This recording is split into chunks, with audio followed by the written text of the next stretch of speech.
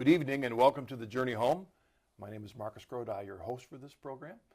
Every week I have this wonderful privilege that EWTN has given me to introduce to you men and women who, because of their love for Jesus Christ, their desire to follow truth, are drawn home to the Catholic Church. Often, as I've mentioned in the past, it was the last place they wanted to go, and some thought they had escaped from it. But by the mercy of God's grace, and He uses a variety of tools to awaken us to the beauty of His church, they're drawn home. And such as with our guest tonight, Teresa Tomeo, who you EWTN folk are very familiar Good with. to see you Teresa. again, my friend. Thanks it's for just having me on. the only thing that still rides in my mind is why it took us so long to We've get been to talking the join. about this I for know. years, and finally, know. but thank you very much for the opportunity. I appreciate It takes a long time to get from this side of my brain to the other side Well, of my and brain. our or whatever. schedules, I think, are That's crazy, right. but so That's nice right. to be here.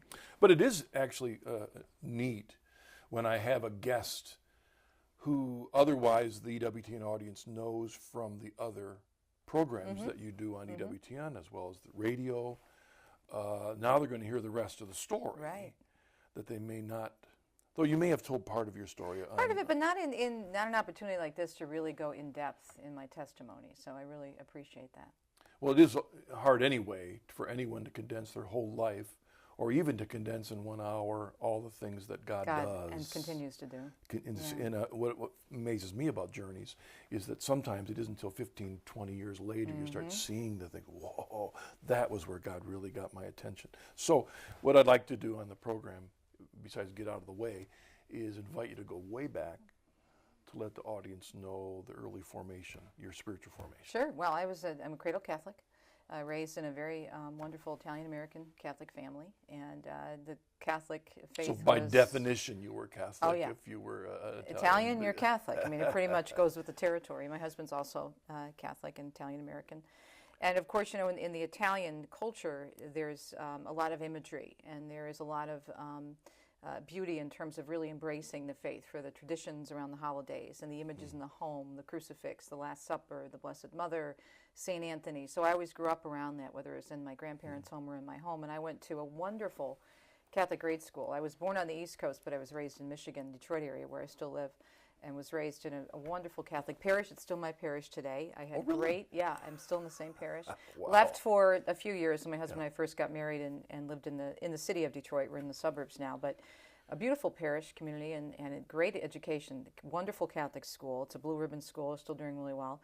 And the nuns, I mean, a lot of people had bad experiences with the nuns, but I had a good experience. I mean, I had very good training from the sisters and also from the religious lay teachers. And when I made my Holy Communion, nobody had to convince me that was Jesus in the Eucharist, which when we get back to the end of my story, that really is what kept me Catholic, is the Eucharist.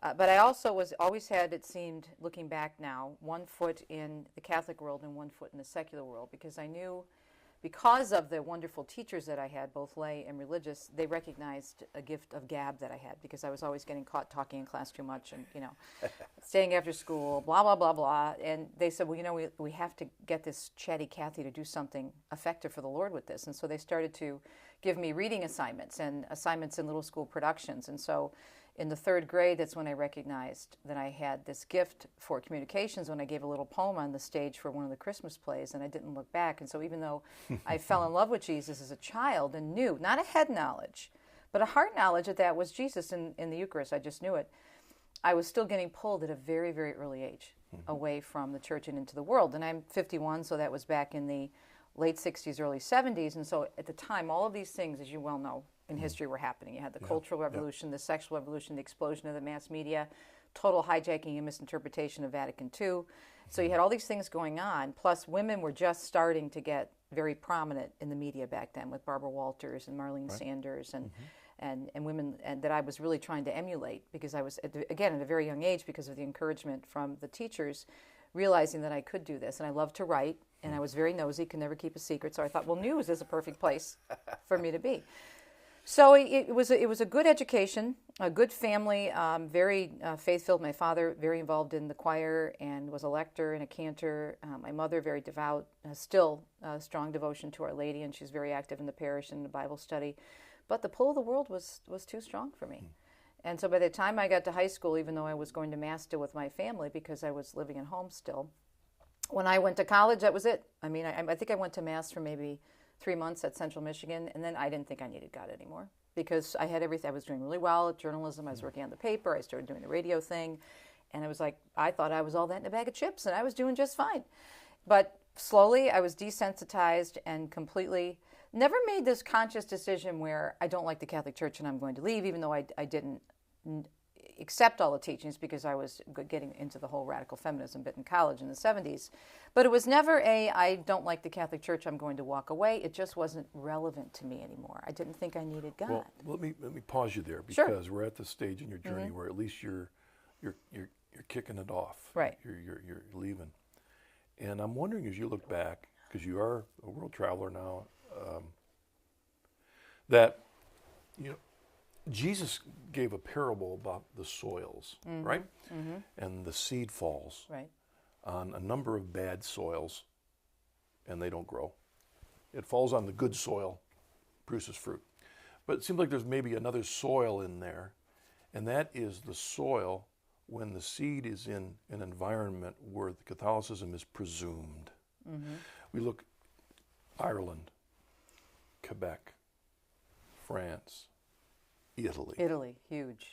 Yeah. Where the Catholicism, as we mentioned at the beginning of the program, is assumed. You're Italian, you're Catholic. You're Catholic. You're French, you're Catholic. You're Irish, you're Catholic. You're French-Canadian, you're Catholic. But the danger is that you're Catholic, but are you? As you look back on your early days, you were an Irish or Italian Catholic, but were you? Had the faith truly grown in the soil of that environment so that it could handle when you got to college, or was it thin-rooted? I think in grade school it was strong, but I think back then because we didn't have the Catechism of the Catholic Church, and the parents really, even though my parents are very devout and very intelligent people, they still were raised in the culture that it's the church that gives you the faith. They didn't feel qualified to sit down and teach us, and besides our daily prayers and doing the rosary and things like that, and understanding that we had to go to Mass, the basics. But they really believed that it was their responsibility to turn it over to the professional Catholics, that being the priests and the pastors. So I think that's what happened to most of my friends, whatever nationality they were raised in, if they were Catholic. Very similar people my age in their late 40s, early 50s were brought up in this generation where it wasn't carried on in the home. And so for me, I only went to 8 years of Catholic school. Then I went into the public school system, and it was just... Well, and I'm given your work with the media, which is... I'm wondering, there's a subtle danger in that is that people can be brought up in a cultural Catholicism in which they believe it's true because the church says so, as opposed to the church says so because it's true. Mm-hmm. Mm-hmm. And there's a subtle difference, but there's a major difference because when you're challenged by others that challenge the church, then the truth just drifts away. Well, and then you combine that with the desensitization that occurs on a regular basis. And back then in the 70s, we didn't have what we have now, the internet, cable TV, iPhones, iPads, iPods, everything coming at us 24/7, which now is my whole area of ministry, is media education and awareness. But you did have, the media were very dominant, even back then. Mm-hmm. If you think of the messages that were coming at women, where we were supposed to be able to find ourselves in quote-unquote sexual freedom, which you learn later is huge bondage, and the church is right because it's true, again, as you said.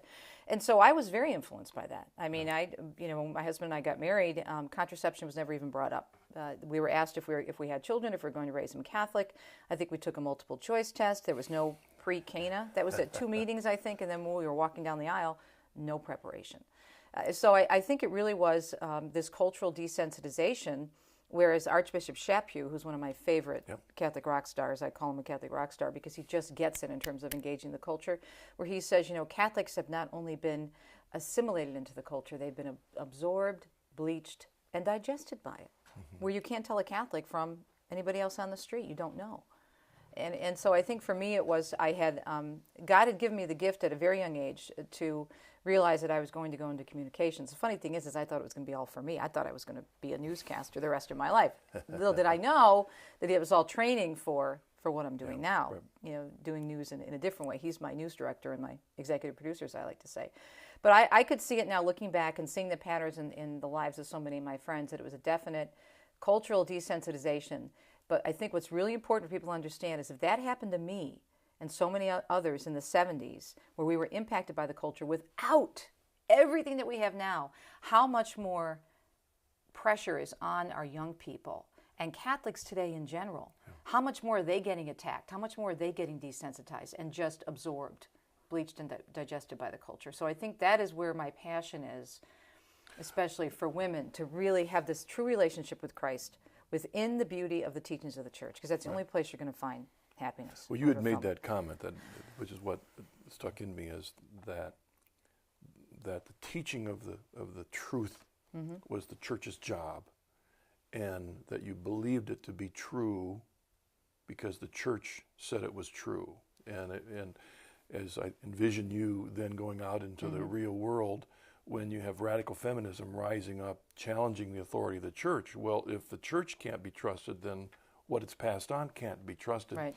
Did you fill in those gaps with alternative truths? Oh, sure. I mean, I was pro-choice. I took the mantra of pro-choice, so I would never have an abortion, but I couldn't tell anybody what to do, which is just so ridiculous. I don't even like to use that term, pro-choice, because it basically, as the late Dr. Bernard Nathanson said, was invented because of the natural law revealing the truth about abortion, that everybody knew it was a life. But it's so abhorrent. Abortion is horrible, so we can't call ourselves pro-abortion because nobody will accept that. We have to come up with a term that sounds reasonable. And so they sold that through Narol and Nathanson and the others that joined him. They sold that through the culture, and people bought it hook, line, and sinker.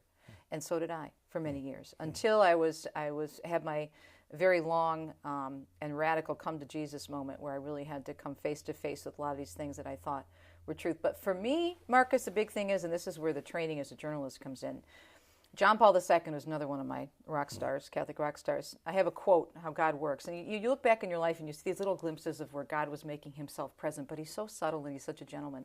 I have a quote from a journalism magazine, still on my desk today in my studio, my office, that was John Paul II on his first visit to the U.S. right after he began his pontificate, where he was thanking the journalists, and it was at a final assembly at the UN where he was saying goodbye and heading back to Rome, and he was thanking the journalists for covering his event and his visit to the United States, and he said, "Truth does not change. Truth will not pass away. The service of humanity through the medium of truth is something worthy of your best years, your most tireless efforts." And I thought, wow, back then, this is so cool. Truth, ideology. Journalists were all about uncovering the truth. But see, this is what's so beautiful about being Catholic, is that truth is truth. And I'll quote encyclicals, especially the ones on women, all day long, but you don't have to. You look at what's happening in the world. And this is where the reporter came through and my smarts as a journalist in looking at, well, if everything the world gives us is so great, why is this free sex associated with so much bondage in terms of the breakdown of relationships, psychological problems, sexually transmitted diseases, which are still at epidemic proportions, the objectification of women, the over-sexualization of women? If all this stuff is so great, why are there so many problems associated with it? And if you look at abortion, the fallout, and contraception, incredible. And you never have to quote a church document to do that. You can just look at the facts and science and the natural law bearing itself out. So that's what brought me on my way back, plus my own personal challenges that I went through. So it wasn't so much that you had rejected the church and replaced it with something else. Right. Just for a time. I usually replaced it with me, myself, and I. It was all about me. I didn't need God. God was at least just the not, back burner. Yeah. You said you had started questioning some of the specifics of the teaching, mostly in the sexual areas. The contraception, abortion. I never had an issue. It's interesting. I never had an issue with the priesthood, though. But I think that ties in with my love of the Eucharist. Because for whatever reason, I got that. And it made sense to me that, well, Jesus was a man. And I had some sort of an intellectual, I don't know if I want to call it intellectual, maybe more of an intuitive understanding of what we have with the Eucharist and Jesus as the bridegroom and the church as the bride. It just made sense to me. So that was never an issue for me. I was never one to say, oh, women should be able to be priests. I got that, and I got Eucharist for whatever reason. I had that grace. Yeah. Needed a lot more, but at least I got that. Well, that was a rough time. Very end rough of the time. 60s and early 70s to Right. be going through a questioning of your of the foundations of your faith. That was a tough time because there were so many voices out there that would have confirmed not only that you could have kicked the dust of Catholicism off your feet, but that you had every right to choose whatever you wanted to follow. Right, the whole relativism thing. We really didn't hear that term, moral relativism, until, of course, our current incredible Pope Benedict came along. But for me, I really think I was just raised in the yuppie generation where it was all about us, and your career came first, and if you got married, that was nice, but it was just kind of an extra thing. It certainly wasn't looked at as this lifelong sacramental commitment. And the idea of a sacrament, I had no clue what that meant when I got married. I barely opened the Bible, as I say in my testimony book, and I think I knew the difference between the Old and the New Testaments, but it was very, very in the background for me. It just didn't seem important, and I became what my pastor likes to say is a Creaster, a Christmas and Easter Catholic. Yeah, so that's what I did. What about your husband's journey? Was he committed to his faith? The same thing when he was young. He always had a strong identification. He was an altar boy at a little Italian-American parish in Diocese of Scranton, Pennsylvania, where he was raised. But the same thing, he was very career-oriented. We both had a lot of success very early on. And we were doing the uppie thing, making a lot of money. He was moving up in his engineering firm. I was moving up in the media. I went right from Central Michigan University to starting to work in a major market, part-time on a small radio station, and worked my way up to full-time radio and then full-time TV news. And so, again, we had all the trappings of success on the outside. We had the clothes, we had the house, bought our first home, had the money. We're doing all the cool vacation spots in Michigan, the Gold Coast in northern Michigan, And God was just not there. It didn't seem that we needed God because we were so in love and things were going so well. No, you've not mentioned family. We couldn't have children. We had a lot of issues, which is a whole other thing that I talk about in the book, which is a combination of problems I had when I was a child because I was anorexic at one point, which I also discuss a lot because that was one of the reasons I became anorexic is because I was convinced that I had to look like someone on television. Do you remember Susan Day from the Partridge Family? You're old enough to remember that, right? You want to look like Susan Day, it's like you're going to drift away into nothing. Well, she was actually struggling with that yes, she was on that show. I didn't know that at the time. And then that caused all kinds of female problems for me. And then I added insult to injury because I contracepted for a long time. And so there was just a lot of problems. And we never had any children. Okay. And so our ministry is really, as John Paul II says, Amelioris Signitatem, I'm a spiritual mom, which I love. I get Mother's Day cards every year for my listeners. So, but it was the same thing for Dominic. Very career oriented, and we thought that that's all we had to do, and go to mass once in a while. Well, one of the reasons I brought that up is that often, as you know, when you work with women, that often the issue that will start bringing Catholics back to faith is that first child. That's often the issue, and that's why I was wondering whether that was an issue. For us, actually, it was our marriage, because our marriage started to fall apart in the sense that we were both working so hard and moving up the career ladder. My husband moving into executive positions at his engineering firm, and me moving up the media ladder, which is so all-consuming and so demanding. And I'm very grateful for the experience that God gave me because it enables me to do what I do now. But at the same time, I put way too much stock in that versus my family and my husband. And as a result, our marriage suffered. And you talk to my husband, he will tell you that the same thing happened to him, where he was working the weekends and doing the extra things that he had to do to work up, the corporate ladder. And when I landed my first TV job, within 6 months, they offered me a promotion to work nightside, which most people would think nightside wasn't a promotion, but at that time, because it was a 10 o'clock newscast, that would mean live every night, anchoring a great deal of the time. And we thought we could handle it. He worked 9 to 5 as an engineer pretty much, except for extra hours and on the weekends when he worked.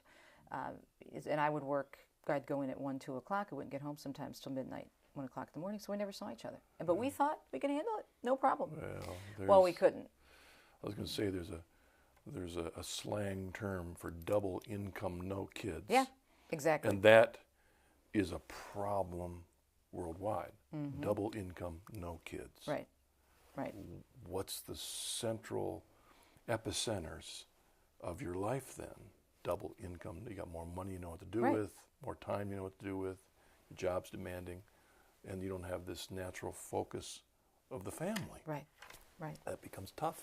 And that was tough, and that's what happened. And my husband started to really search and was really getting frustrated because we were becoming more and more distant. But I was just happy as a clam. I'm like, what's your problem? This is great. We're doing all these things, and I'm all over the place, and, I'm in the newspapers, and the paparazzi are following me. So I thought, again, I was, all that. But he was really searching, and lo and behold, God came back into our lives. It's so funny because God can show up anywhere. At a Detroit Pistons basketball game. Whoa! Where we were invited to the game by my news director, who was married to a friend of mine that I worked with in radio, who was wonderful. He passed away a few years ago, wonderful man. He was a producer at a radio station, but he was a born-again Christian. And so the four of us were at this basketball game. It was when the Pistons were winning the championships back in the early 90s, and we had front row seats at the Palace. So I was just, I didn't know anything about sports. That's when Isaiah played for him, right? Exactly. Yep. And I just thought that, oh, look at me, I'm in the front row seats, and so I'm, people are going to be watching me, and I'm going to be all over the, TV, and I could have cared less about the game. And my husband didn't really want to go, even though he loves sports. We thought, oh, great, another night would shop, talking to the news director, blah, blah, blah. He said, but it's your boss, let's go. Well, it turned out to be the best thing that happened, because that was the start of our journey back. Gene, the Holy Spirit, working through him, sent something, and Dominic, because I was too busy, shaking hands and kissing babies and waving, doing the Queen, elbow, wrist thing. And he started talking to him and asked him how he was doing. And he said, we've got this men's Bible study that meets on Monday nights. Would you like to come? And if you knew my husband is an engineer, so he analyzes everything. It takes him 5 years to buy a shirt, as I like to say, because he's like the paralysis of analysis, thinks and then thinks again and then thinks again. He said yes right away. And he almost kind of like had an out-of-body experience. Like, who said that? Can't be. It couldn't be me, because he would never answer something so quickly. He's also, he's more reserved than I am. He's not as outgoing as I am, so he takes a little time, to get to know people. But he joined the Bible study, and it changed his life. And they were studying the Old Testament. They were studying Exodus, Deuteronomy, and Numbers. And as an altar boy, this is so interesting. He's reading all these different readings, about the altar and about the priests and the vestments, and he's realizing, this is the Catholic Church. This is the priest. He's thinking about those days back, watching the priest. Just a Christian Bible study? It was a non-denominational Bible study. It was a right. Protestant Bible study. But there were a lot of Catholics in it, because there were no Catholic Bible studies at the time in our area. But it was a really good group of people, because it wasn't, and I thank God for my Protestant friends, because really it was the former Catholics who didn't know their faith, the ones that came after us. Our Protestant brothers and sisters were like, bloom where you're planted, know your faith, learn it, preach the gospel, whatever. And they were just wonderful to us. And so he really grew in that class, and he became, if you want to say, a born-again Catholic, basically, and just was so on fire. Started taking classes at Sacred Heart Major Seminary, and I thought he was nuts. I thought I was going to say, during this time, it's just bouncing. I'm like, whatever, you do your thing, I'll do mine.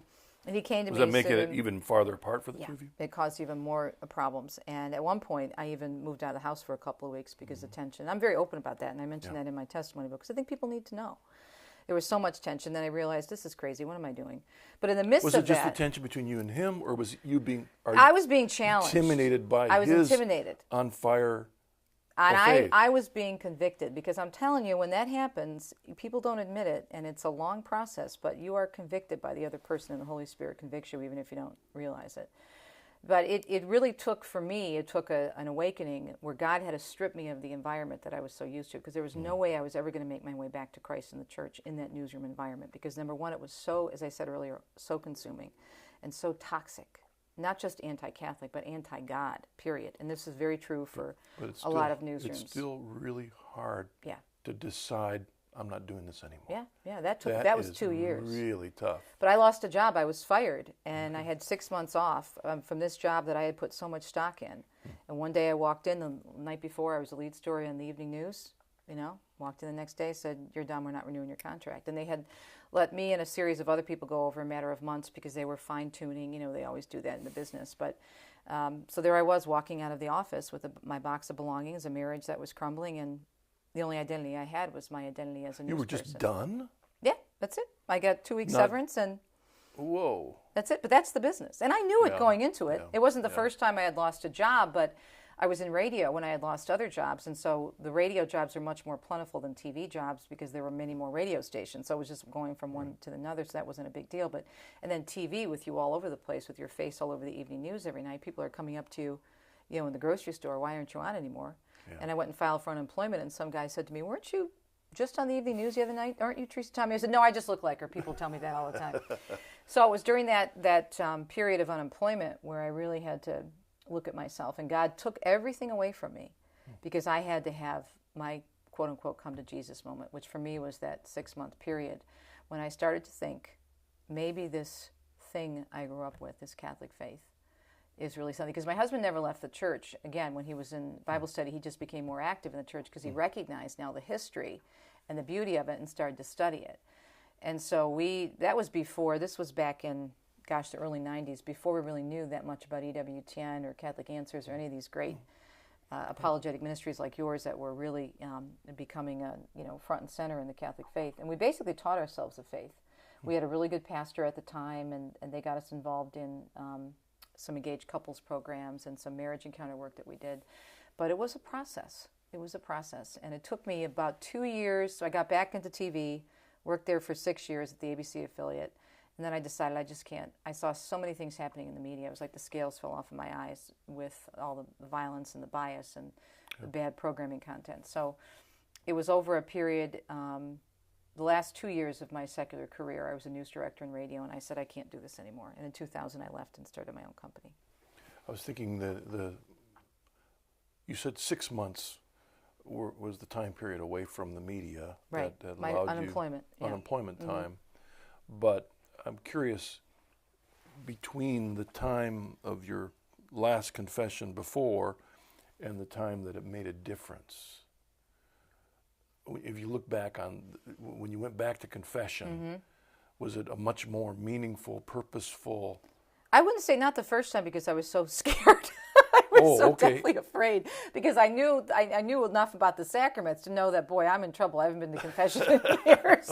So I'm thinking I'm going to walk out with, either really stuck in purgatory for a gazillion years or someplace else. But once I went, it was very relieving. And then I started to go more on a regular basis. But that first time back, I was like, oh boy, this is So the reason I mention that is that we'll hear in the Coming Home Network, we're primarily here to kind of work with Protestant ministers coming back, but we'll get a call or an email from someone that says, I'm a fallen away Catholic, I'd love to come back, but how do I do it? And they're deathly afraid of the confessional box. Right. I think maybe because you look back and realize I didn't even take it seriously then. Yeah. I think it was more of a remorse than anything else. I wouldn't say fear because I knew God loved me. And I knew, as I said, way back when I made my communion, and I always loved Jesus. Even though I fell away from the faith, I always loved him. And I'm just head over heels crazy about him. And he's the biggest woman's libber out there, and I can't stop talking about him. And I'll tell anybody and everybody I can about him. But I think it was really just, I don't even deserve this. We're all so unworthy. And then when you finally get that, and then you realize the beauty of confession, and then it's a very overwhelming thing. So I don't know, maybe it wasn't really fear, more of a remorse. Oh, I'm so sorry, Lord. I'm so sorry. It's like the picture behind you. Absolutely, the prodigal son. Yeah, that's what it was. It wasn't until he realized he was in the pigsty, and then that even as the servants at home have it better than he did, till he could be willing to come by and say, "I'll just." But don't you love in that gospel where the father sees him off in the distance and starts running toward him, even before he. That's how God is. You take one. Mother Angelica says that you take one little step toward God, and boom. Right. Well, let's take a break. Okay. When we get back, let's jump right in on this issue of your work in the media. But why? Why the difference? You come back after a 6-year unemployment. You see 6 months unemployment. Yeah. 6 months, and you see through different eyes what you've been doing all along. Talk about we'll look at that. Okay, great. All right, see you in a bit.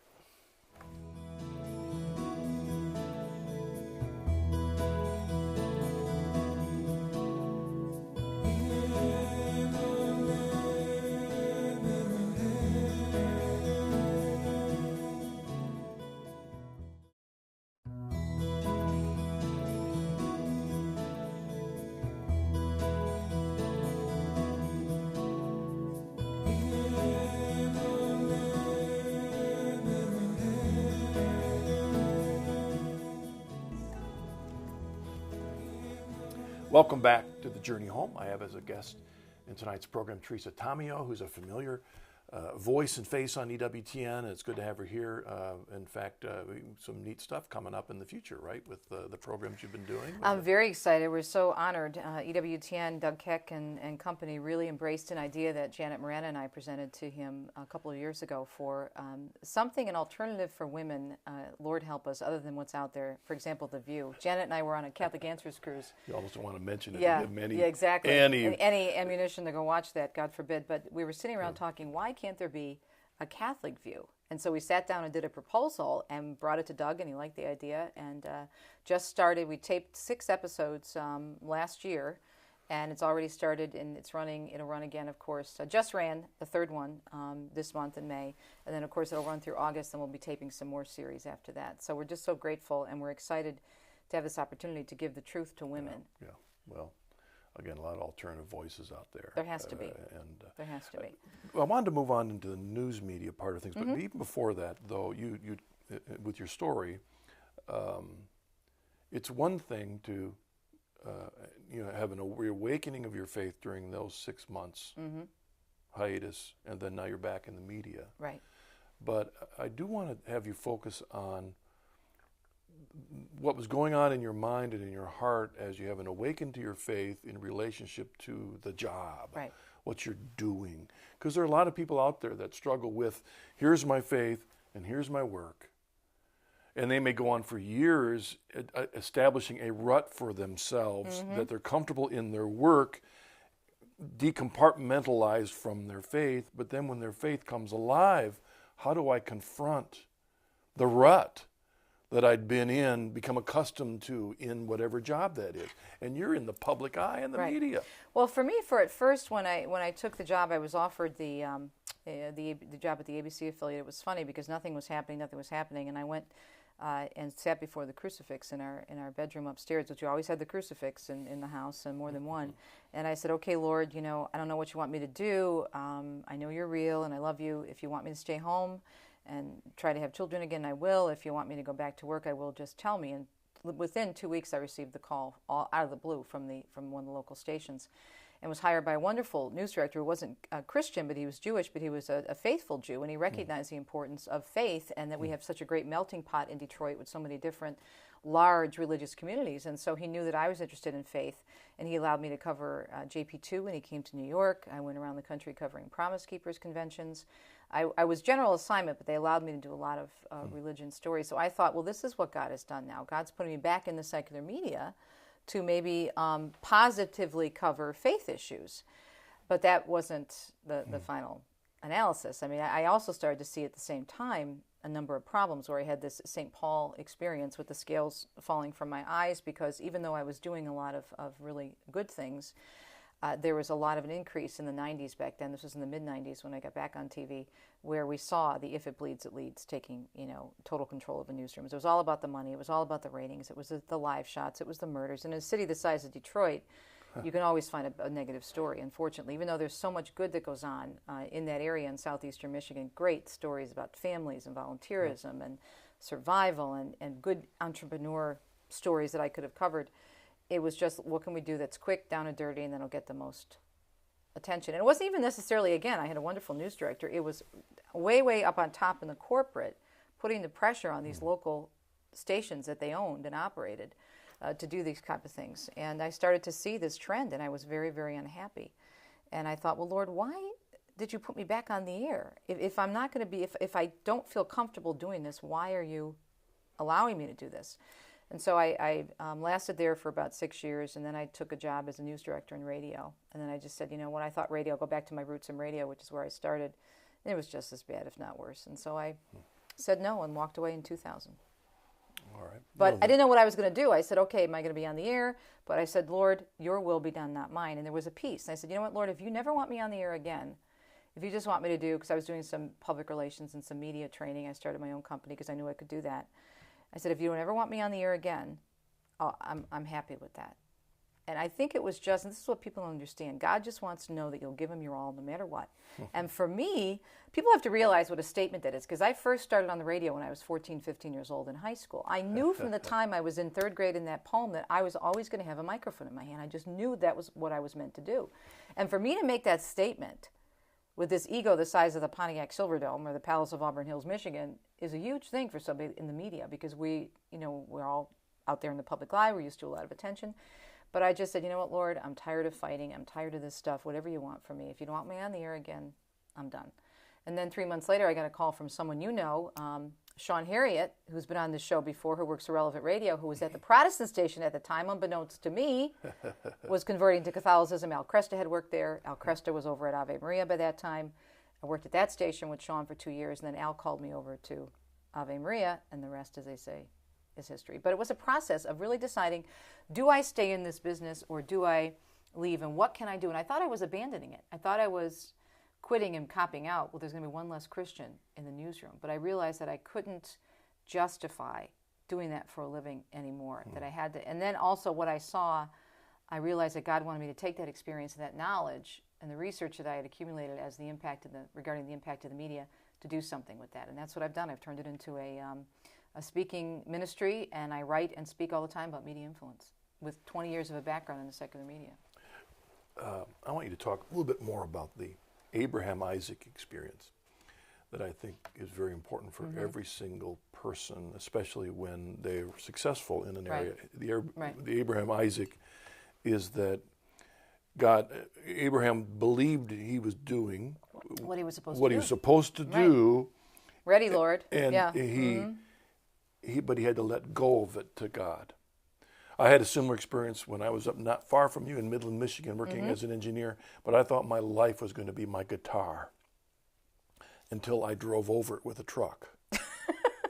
And I remember the moment thinking, but that's me.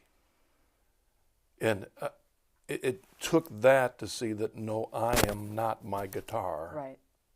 That's what happened to you. Yeah, absolutely. Because my whole identity, as I said earlier, when I lost that very high prominent position, what my identity was in Teresa Tomeo, the newscaster, not Teresa Tomeo, the wife and Christian. I had no identity outside of my job. And so God had to say, your identity is in me. You have no identity outside of me. Right. But he had to take me through this process, through this journey up that mountain, willing to place that sacrifice right there before him and say, okay, your will, not mine, be done. And I'm ready, Lord, whatever you want, whatever you ask. And I think that transposes into the work that you do with women, because a lot of single women who are panicked about not getting married, they've got to let go. Right. They've got to be happy with who they are and that what they may be are. their vocation. And the single life is a beautiful life. As a matter of fact, that's one of the topics we're discussing on our show, The Catholic View for Women. Now, one of our other co-hosts, Astrid Bennett Gutierrez, is single, and she is running one of the most prominent pregnancy centers in the middle of Los Angeles, surrounded by Planned Parenthood mills. And she has a very strong vocation to the single life, and she's open, if God wants it to happen, to get married, but she's also open to remaining single. Joan Lewis is a beautiful single sister. I love her. She's my idol. And I just, and there's so many things that women do not know because they are so caught up in what the media are telling them about what they have to do. I think the bigger issue for me, though, is what women have been sold through contraception, through abortion, through over-sexualization, through objectification, where we are becoming our own worst enemies because we're behaving like men behaving badly and thinking we have to be men, denying the gift of being able to co-create with God, denying that. And denying our femininity in many cases because we think, well, we have to be like a man in order to get ahead, which then comes into all this gender confusion. You know, we were made male and female in his image and likeness, and things work a certain way.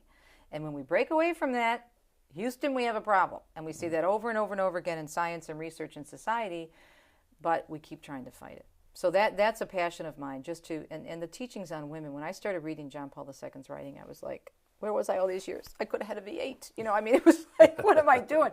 And it was like, wow, the church really knows this, which is so silly because it's God. It's God speaking with the Holy Spirit through the teachers of the church. But it is so incredible, this faith that we have and the documents and the richness and the saints. I mean, St. John of Mola, St. Catherine of Siena, one of my favorites, St. Teresa of Avila, St. Teresa Benedicta of the Cross, Edith Stein, love her. I mean, these women are phenomenal women, and this is something that we all have, and we never take advantage of it enough. Yeah. At least I didn't. Sorry, I'm very passionate about this. Well, you also mentioned the Eucharist as a key part of your thing, and I'm guessing there may be at least one non-Catholic watching you. She just was always a Catholic, and she drifted away, and all of us do the same. Why Catholic? Truth, authority. As a journalist, I'll tell you, everybody can't be right. When you're doing a story, there are certain sources that you go to confirm your story, and you may have different sources to back up different parts of the story, but there usually is one key source that backs up the elements of the story. And so I was invited to many in our journey back to the Catholic Church. My husband and I, as I said, have wonderful Protestant friends, and they never tried to pull us out of the Catholic Church. We did have a few former Catholics who are now Protestant in these big evangelical churches, which do a lot of wonderful work. Right. And they thought that by taking us to their service that we would have this awakening that, wow, this is so much better than Catholicism. But immediately when I stepped into their churches, it was so evident that we didn't have that the old Wendy's commercial, "Where's the beat?" that the Eucharist was not there.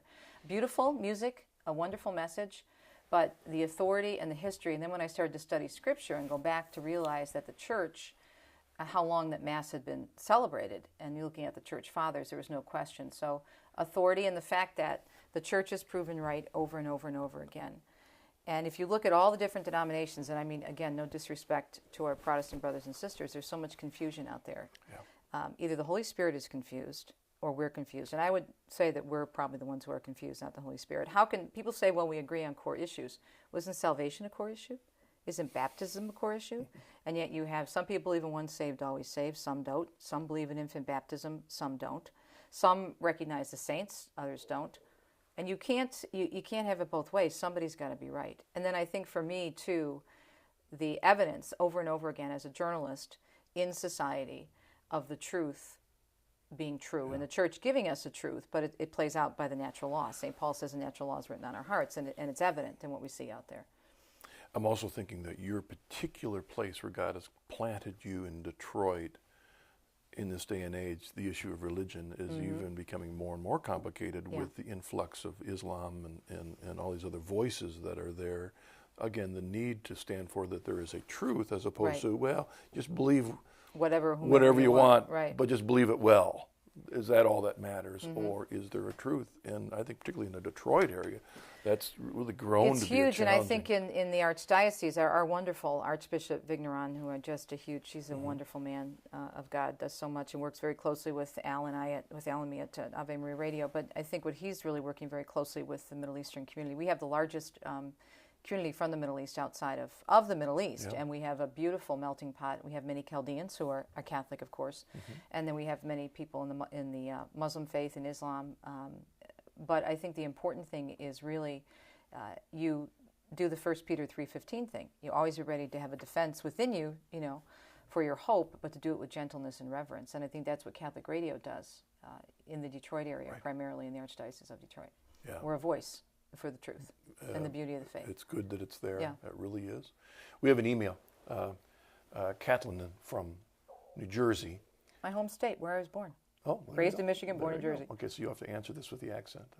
Or maybe you should have you read it with the accent. In the culture today, you seem to be looked down upon if you are a godly man or woman.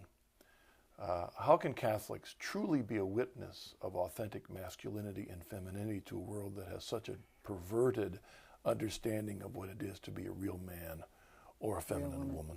I think there's so much we can do by just being really joyful and just being a Catholic out there in the public square, as Archbishop Chaput says. But you know what? What I think is so great about being Catholic, and he says this too, he says we never have to worry about Catholics when we're out there actually practicing our faith, encompassing all the teachings, not picking and choosing and doing the cafeteria Catholic thing. But we are a light, and it's truth that people are attracted to. But I think that we need to be joyful. There's a lot of people walking around. My dad used to have a saying in Italian, funga is mushroom. You don't want to have the mushroom face or the funga face. And I actually wrote a column about that recently for OSV. No funga face. Be joyful. Be happy. That's what's going to attract people. That's what attracted me back to the faith, because my husband became very peaceful, a lot more joyful. And so I think be joyful. And also be proud of who you are as a woman. Be proud of who you are as a man, and embrace your masculinity and your femininity. I think a lot of women try to avoid maybe dressing nicely or wearing makeup because they think it might be inappropriate, or they don't want to look too feminine. The church talks about beauty, and the church talks about modesty and moderation. I love what Jeanette Bankovic says. She and I were doing a conference together once, and she said, wearing makeup is an act of charity. And I love that line, because I think we have to put our best foot forward for the Lord. I mean, and there's nothing wrong with getting your nails done, having makeup, dressing appropriately, but to do it with modesty and moderation. So putting your best foot forward and being joyful, that's how you put the Catholic message out there. Well, and I'm sure you talk about this on your programs far more than I could, but the issue of whether it's a man dressing or the way he wears his hair. What's the motive behind it? Are you trying to allure or trying to attract attention? Because the interesting thing is, you can do the same thing, attracting attention, whether you're wearing fancy stuff or looking as dowdy as possible. It's almost a false sense of humility. It could be still about yourself. Right. You know, I'm looking like St. Francis. Right. Well, he wasn't. Burlap is not a good look for me, so I'm not going there. So sorry, not doing it. But I think that's very true, and Jeanette and I have talked about. Jeanette was just on my show last month, and we talked about this whole idea. And you know, when I go out and present to the public, I want to represent God, and I want to be a temple of the Holy Spirit. That doesn't mean that I'm going to spend hours and hours and hours in front of a mirror, but it does mean that I'm going to take care of myself and make sure that I look, because I think that says something to the people that are watching you and coming to see you, that you care enough about yourself and this body that God's given you, and also about them to take care for your appearance. I think it's important. But I think be joyful, be yourself, and embrace who you are as a woman or a man. One of the keys to being joyful is confession. Yep. Because you can put on the joyful outlook, but you still got a mess confession in here. And I think spiritual direction, and I think definitely frequent reception of the sacraments and taking advantage of everything we have in the church. Another email, Elizabeth from Wisconsin. You can put on your Wisconsin accent. Okay. As a young, which is the same as Michigan, basically. Right. Yeah. Although there's more Norwegians that's true. in the Wisconsin area than a lot of French in your part of Michigan. As a young woman in my 20s, I am concerned about how much focus to put on my career and furthering my education. If God is calling me to be a wife and mother, I don't know if I should plan to juggle a time-consuming career or raising a family and maintaining a faith life. Mm-hmm. I really think that God will work all that out. And I think you just have to, as long as you stay connected to Him, which I didn't do, of course, until I came back to the church. If you stay connected to God, He's going to direct you. And even if you get your education and are working and decide to stay home and have children, and you meet the right man, God willing, and you have children, my father always told me, always get your education, it never goes to waste. And that'll be used in some way, shape, or form. And you pray, you discern, and you're constantly in communion with God, because our vocations can change in terms of the roles that we have in life. Sometimes you're single, sometimes you do get married, and sometimes that vocation changes because it changes from, just a married person, a wife, to not just, but then you have the whole aspect of motherhood that comes into it. So I think don't worry about all those details right now. If you feel that God is calling you to go ahead and pursue your career and your education right now, advanced education, do that, but be open to what He has to do and constantly go to Him in prayer. Am I doing your will? Is this what you want me to do? You may have covered this in your book, Newsflash, which this came out a number of years ago. This came out, I know that when I looked at it, it's been a number of years. Yeah, 2008. And thanks be to God, EWTN is really talking about this a lot in terms of the Catholic view for women, because we talk a lot about identity and whatnot. So I'm really proud of this book. My publisher of this book, Cheryl Dekow, who worked with Peggy Bowes and a number of your other authors, just did a great job in turning this into a real journal for people, not just for women, but for men. So I'm very proud of this book. Well, I'd like you, in what time we have remaining, how can you help the audience combat all the voices to know what is true about our faith when, there's even some Catholic media that isn't presenting the Catholic faith faithfully. How do they know? Well, they know, first of all, if they're following the church, the Holy Spirit's going to speak to them. Something's going to say in their heart, something's not right there. But I think first and foremost, you always have to consider the source. I think if you're watching EWTN, that the whole idea came about to basically bring people back to the truth and the magisterium to follow the Holy Father. But I think I would recommend my first book, Noise, by Ascension Press, which has a whole guideline. I break everything down. It's also available in the EWTN Religious Catalog, but I break everything down in terms of the different areas of the media and how we are desensitized and how we are affected. And I would say definitely do not take your cues on Catholicism from the secular press. I don't care how balanced you think they are. If you want the truth about the church, you need to go to EWTN or another solid Catholic source. Vatican.va, Zenit, Catholic News Agency, EWTNnews.com. And then you have to weigh everything, as St. Paul says, against Scripture, and in our case, as Catholics, against the teachings of the church. You have to look everything through the lenses of Scripture and the teachings of the church. And it's very easy with all the resources to to look in the catechism and find out, wait a minute. But the media, first and foremost, do not have the time to cover the teachings the way they should be. And what they do is they take a regurgitated story from a wire service that came out of somewhere, and they will take the most what they think is exciting or sensational sound bites or sentences and make a headline out of it. For example, when the confession app came out, there were actually people emailing me saying that how come we can now do confessions over a phone? And I said, people, please, no. This is an opportunity for an examination of conscience. You know, if you have your iPhone, just like you can get the liturgy of the hours and so many things now, of course, right, online, which is a great tool. Yep. But don't believe what the media are telling you about the church, because even if they don't have an agenda, which much of the media do have an agenda, they just are not equipped with the background and the time to cover a story accurately. So go to Catholic sources, solid Catholic sources. I've also noticed that sometimes the secular media will have a Catholic don't even get me started with that one. That they'll bring on to discuss whatever issue it is. They're Catholic in name only. That's like bringing, I won't mention any congresswomen or men by name, but there's particular ones that come to mind that are very prominent who claim to be Catholic and throw that out there when it's convenient for them. No, you are a Catholic in name only. Even if the person that they've called to represent has a collar on, that can be very. You've got to make sure that what they're saying is in line with the teaching of the church. When you start hearing people with whether they have collars or whether they're quote unquote identified as Catholic, they start talking about things such as so-called same-sex marriage, in favor of it, or the female priesthood or women's ordination. Then you know, okay, nope, not the source. I won't or follow. that the bottom line is your conscience. Right, because what does that mean? But again, what does the church say about a well-formed conscience? Yeah. I talk about that in Newsflash, where people think a conscience is, well, I watch the news and I form my opinion from a soundbite and I'm done. No, you're supposed to form it through the lenses of scriptures and the authoritative, we kind of leave that word out there, the authoritative teachings of the church. It's the 10 Commandments, not the 10 suggestions. Yeah. But, the bottom line here, Marcus, is this, and I think anybody who watches EWTN is drawn to it. God wants us happy. He's not some ogre in the sky trying to crush us and say, don't have any fun. But when we talk about John 10:10, living the abundant life, he wants us to be happy because he designed everything. He knows how it works for our happiness, the best place we could be. Knows us better than we know ourselves. What amazed me as I look back on my own non-Catholic background is that most of what I knew about the Catholic Church I had read from Protestant authors. Mm-hmm.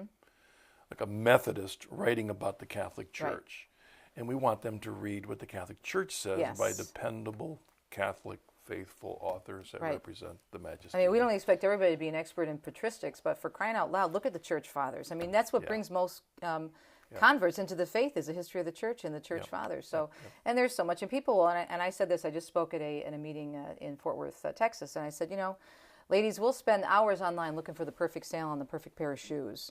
And guys, you'll look for whatever, for the perfect gift for your wife or for your son.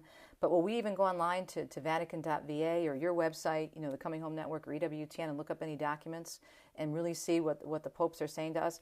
Yeah, and for the media, we didn't get a chance to really talk about the influence, but the church has so much writing on media influence. World Communication State Statements. The one this year from Pope Benedict talked about engaging the culture with the social media. The church doesn't say throw the media out with the bathwater, get rid of it. No, the church says we have to be on the front lines with programs like this, and even some of us still working in the secular media to engage the culture, but we have to do it well, and we have to do it professionally, and we have to do it always by putting Christ first. Which was the reason that John the 23rd called the council because he believed that opening the door, that the truth would change the world. Right. Well, look at Inter Mirifica that came out of that, which is all about the media, which is phenomenal. And John Paul II's Rapid Development, which was one of the last apostolic letters he wrote, which is a fascinating document on the rapid development of the media and how do we respond to it. 1 minute. Someone sitting out there that's up to here in their job has left their faith behind. Why should they become Catholic or come back to their faith of their childhood?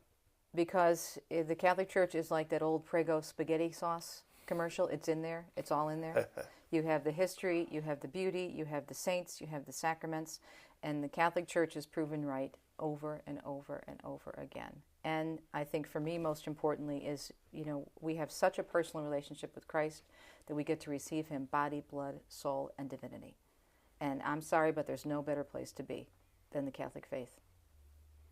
All right, Teresa, thank you so much for your work on television and Thanks, radio Marcus. and writing, and you do tours to Rome. Yes, and our all next that. pilgrimage is coming up in September. It's on my website. We're doing a couples trip. My husband and I do a lot of marriage ministry work. So we'll be in Italy. We're doing a Roman holiday trip, 4 days in Tuscany, 4 days in Rome. So we'd love for couples to join us. All right, Teresa. Thanks. You so God bless much. you. Keep up the great work. Same to you. Thank you very much. Thank you for joining us on this episode of The Journey Home. God has given Teresa a tremendous wealth of opportunities to serve Him. He's also done the same for you. You have a voice. Stand up and show the joy Amen. that Teresa talked about so that people can see in you the joy of Jesus Christ and His church. God bless you. See you soon.